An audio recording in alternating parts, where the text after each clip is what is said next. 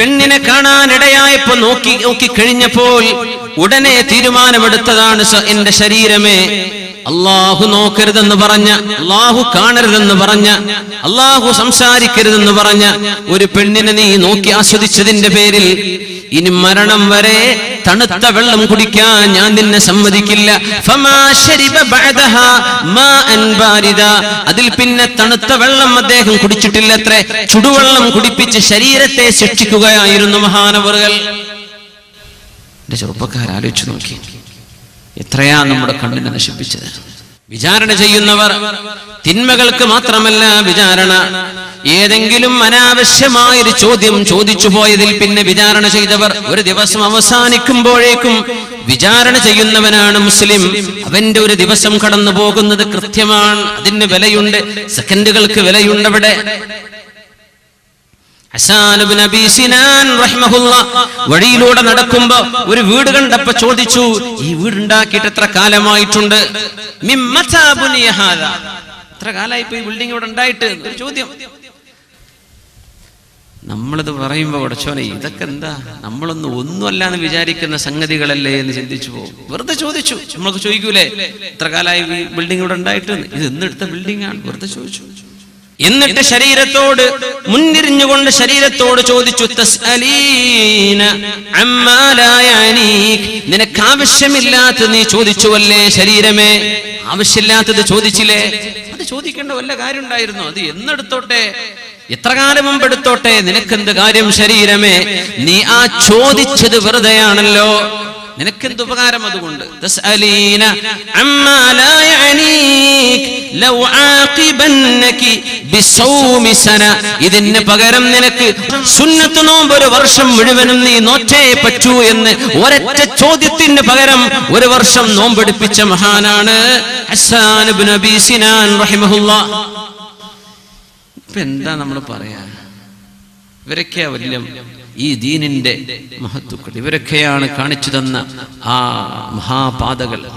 നമ്മൾ പറയുന്ന വർത്തമാനത്തിന്റെ ഗൗരവം ഒന്ന് മനസ്സിലാക്കാൻ വേണ്ടി മാത്രം പറയാണ്. വിചാരണ ചെയ്യണം. അനാവശ്യമായി ചോദിച്ചതുപോലും തെറ്റായി പോയല്ലോ, ശിക്ഷയാണ്. എന്താ ശിക്ഷ എന്നറിയോ? ഒരു കൊല്ലം നീ സുന്നത്ത് നോമ്പെടുക്കുക, ഒരു വർഷം. എന്തിന്? ഈ വീട് ഇപ്പൊ എന്നാ ഉണ്ടാക്കിയത് എന്നുള്ളൊരൊറ്റ ചോദ്യത്തിന്. ഗീബത്ത് പറഞ്ഞതിനല്ല, നമീമത്ത് പറഞ്ഞതല്ല, ഒരാളെ കുറിച്ച് കുറ്റം പറഞ്ഞതല്ല, ഒറ്റ ചോദ്യം. മഹാനായ ത്വൽഹത്ത് റളിയല്ലാഹു അൻഹു പറയുന്നൊരു കഥയുണ്ട്. മഹാന്മാരായ സ്വഹാബികളിൽ ഒരാൾ തന്റെ വസ്ത്രം മുഴുവനും മാറ്റിവെച്ച് അവർത്ത് മാത്രം മറച്ച് മരുഭൂമിയിലെ ചൂടുള്ള മണൽ ഇങ്ങനെ ഉരുണ്ടു മറിയുന്നുണ്ട്.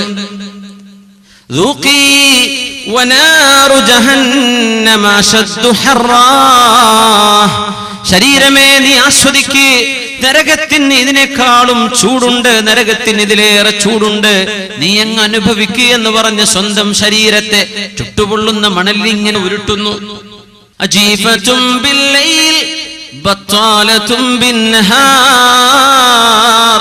രാത്രി ഒരു നന്മയും ചെയ്യാതെ ശവം പോലെ ഉറങ്ങുകയാണല്ലേ നീ. രാത്രി തഹജ്ജുദ് നിസ്കരിച്ചിട്ടില്ല, രാത്രി നന്മ ചെയ്തിട്ടില്ല, ഹദ്ദാദ് റാത്തീബ് ചൊല്ലിയിട്ടില്ല, സൂറത്ത് തബാറക്ക് ഓതിയിട്ടില്ല, സൂറത്ത് സജദ ഓതിയിട്ടില്ല.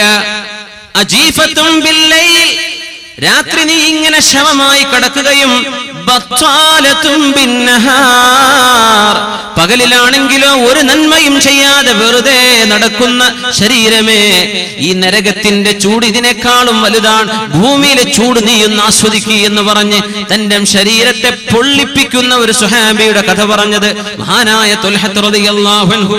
അങ്ങനെ ഉരുണ്ട് ശരീരത്തോട് ഇതന്നെ പറഞ്ഞുകൊണ്ടിരിക്കുമ്പോ അങ്ങപ്പുറത്ത് ഒരു തണലിൽ നിൽക്കുന്നുണ്ട് അഷ്റഫുൽ ഖൽഖ് സ്വല്ലല്ലാഹു അലൈഹി വസല്ലം. അവിടുത്തെ മുറബ്ബിയാണ്, നബിയാണ്, മുസക്കിയാണ് അഷ്റഫുൽ ഖൽഖ്. അല്ലാഹുവിന്റെ റസൂലിനെ കണ്ടപ്പോൾ ഓടിച്ചെന്നു. എന്നിട്ട് പറഞ്ഞു, യാ റസൂലല്ലാഹ്, ഗലബത്നി നഫ്സി, ഗലബത്നി നഫ്സി, നബിയേ, ഞാൻ പിടിച്ചെടുത്ത് എന്നെ കിട്ടുന്നില്ല നബിയേ, എന്റെ ശരീരം ഞാൻ പറഞ്ഞത് കേൾക്കുന്നില്ല നബിയേ. അല്ലാഹുവിന്റെ റസൂലിന്റെ മറുപടി, അലം യകുല്ലക ബുദ്ദുൻ മിനല്ലദീ സനഅത്, നിങ്ങൾ ഇതൊക്കെ ചെയ്യേണ്ട കാര്യമുണ്ടായിരുന്നുവോ? നിങ്ങളുടെ ഈ വിചാരണ കാരണം അമാ ഖദ് ഫുതിഹത് ലക അബ്വാബുസ് സമാ, ആകാശലോകത്തിന്റെ കവാടങ്ങൾ നിങ്ങൾക്ക് വേണ്ടി തുറക്കപ്പെട്ടുവല്ലോ. വലഖദ് ബാഹല്ലാഹു ബികൽ മലായിക, അല്ലാഹുവിന്റെ മലാഖമാരോട് അല്ലാഹു നിങ്ങളെക്കുറിച്ച് അഭിമാനം പറഞ്ഞിരിക്കുന്നുണ്ട്. നിങ്ങൾ ചെയ്തത് അല്ലാഹുവിന് വളരെ ഇഷ്ടമായി. എന്തൊരു വിചാരണ! അവിടുത്തെ സ്വഹാബിനോട് പറഞ്ഞു, തസവ്വദൂ മിൻ അഖീകും, നിങ്ങളുടെ ഈ കൂട്ടുകാരനെ കണ്ട് പഠിച്ചോളൂ, ഇയാളിൽ നിന്ന് നിങ്ങൾ ഭക്ഷണം സ്വീകരിച്ചോളൂ, പാഥേയം ഉണ്ടാക്കിക്കോളൂ. തസവ്വദൂ, കണ്ടു പഠിക്കുന്ന ഈ സഹോദരനെ. അപ്പൊ ഓരോരുത്തരും വന്ന് പറയാൻ തുടങ്ങി, പിന്നെ എനിക്ക് വേണ്ടി ദുആ ചെയ്യണം കേട്ടോ. വേറൊരാൾ വരുന്നു, ഫജഅല അർ-റജൂലു യഖൂൽ ഉദ്ഉ ലീ, എനിക്ക് വേണ്ടി ദുആ ചെയ്യ്, എനിക്ക് വേണ്ടി ദുആ ചെയ്യ്. ദുആ ചെയ്യാൻ നമ്മളൊക്കെ വസിയത്ത് ചെയ്യൂലേ? ഇതുപോലെ സ്വഹാബത്ത് മുഴുവനും വസിയത്ത് ചെയ്യാൻ വേണ്ടി തുടങ്ങി. അല്ലാഹുവിന്റെ റസൂൽ പറഞ്ഞു, നിങ്ങൾ ദുആ ചെയ്യുകയാണെങ്കിൽ ഉമ്മഹും, എല്ലാവർക്കും വേണ്ടി ഒന്ന് തഅമീം ചെയ്ത് ദുആ ചെയ്യിൻ, എല്ലാവർക്കും വേണ്ടി ഒന്ന് ദുആ ചെയ്തു കൊടുക്കിൻ. സ്വഹാബി അല്ലാഹുവിന്റെ റസൂലിന്റെ മുമ്പിൽ ദുആ ചെയ്യുന്ന സംഭവം മഹാനായ ഇബ്നു അബി ദുനിയ തന്നെ അവരുടെ ഹദീസിൽ മുഹാസബത്തുൻ നഫ്സിൽ എന്ന ബാബിൽ ബഹുമാനപ്പെട്ടവർ ഉദ്ധരിക്കുന്നുണ്ട്.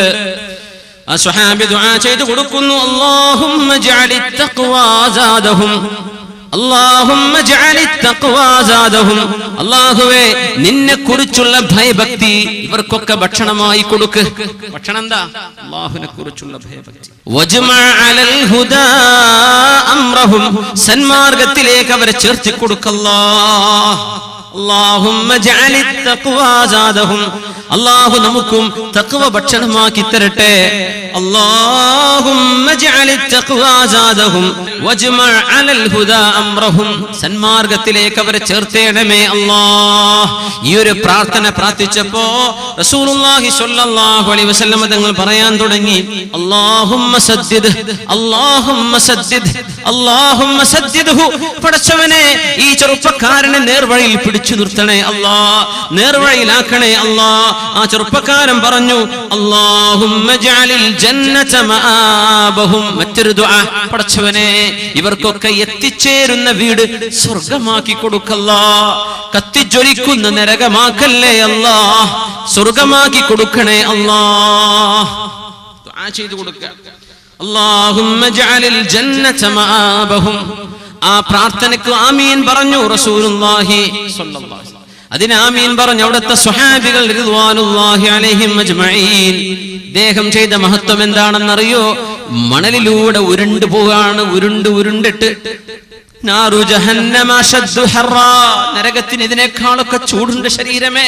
രാത്രി നീ ഒന്നും ചെയ്യുന്നില്ലല്ലേ, പകലിൽ നീ ഒന്നും ചെയ്യുന്നില്ലല്ലേ, പകലിൽ ബത്വാല ഒരു പണിയും ചെയ്യാതെ നടക്കുകയാണല്ലേ, രാത്രി ശവം പോലെ കിടന്നുറങ്ങാണല്ലേ, നീ അനുഭവിക്കേ എന്ന് പറഞ്ഞ് ശരീരത്തെ വിചാരണ ചെയ്യുന്ന സ്വഹാബിയുടെ പ്രാർത്ഥന അല്ലാഹു സ്വീകരിക്കുമെന്ന് പഠിപ്പിക്കുകയാണ് റസൂലുള്ളാഹി സ്വല്ലല്ലാഹു അലൈഹി വസല്ലം.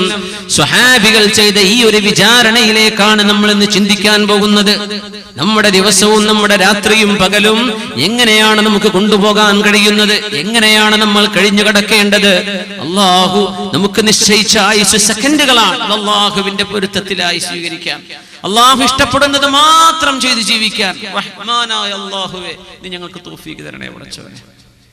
നേരം പുലരുകയാണല്ലേ, നേരം പുലരുമ്പോ എന്താ ചൊല്ലുന്നത്? അൽഹംദുലില്ലാഹ് അൽഹംദുലില്ലാഹില്ലദീ അഹ്യാനി ബഅദമാ അമാതനി വഇലൈഹിൻ നുശൂർ.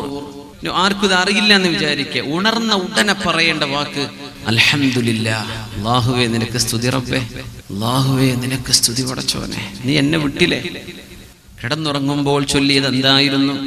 ബിസ്മിക റബ്ബി വദഅതു ജംബി വബിക അർഫഉ ഇൻ അംസക്ത നഫ്സി ഫർഹംഹാ وإن أرسلتها فاحفظها بما تحفظ به عبادك الصالحين.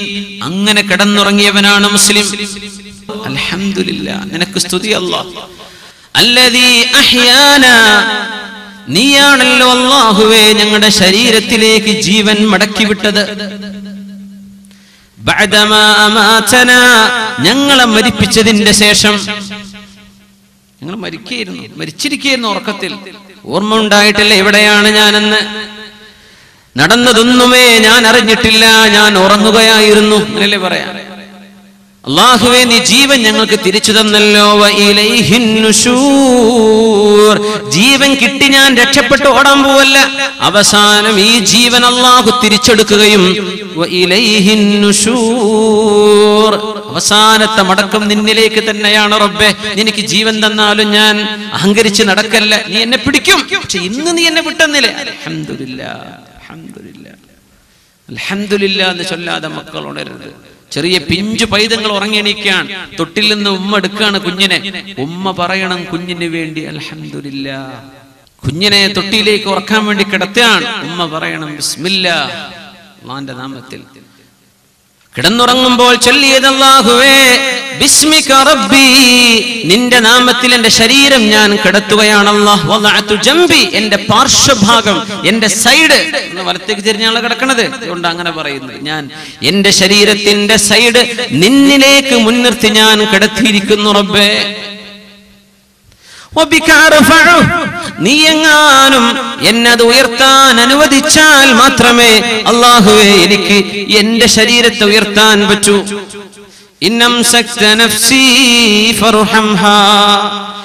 നീ എന്റെ റൂഹിനെ അങ്ങ് പിടിച്ചു വെക്കുകയാണെങ്കിൽ, ഈ ഉറക്കത്തിൽ നീ എങ്ങാനും എന്നെ മരിപ്പിക്കുകയാണെങ്കിൽ ഫർഹംഹാ, എന്റെ ശരീരത്തോട് റഹ്മത്ത് ചെയ്യണേ അല്ലാഹ്.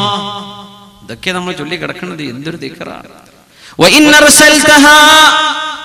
നാളെ നേരം പുലരുമ്പോൾ നീ എന്റെ റൂഹിനെ തിരിച്ചുവിടുകയാണെങ്കിൽ, ഉറക്കത്തിന് എഴുന്നേൽക്കാൻ എപ്പോഴെങ്കിലും നീ എന്നെ അനുവദിക്കുകയാണെങ്കിൽ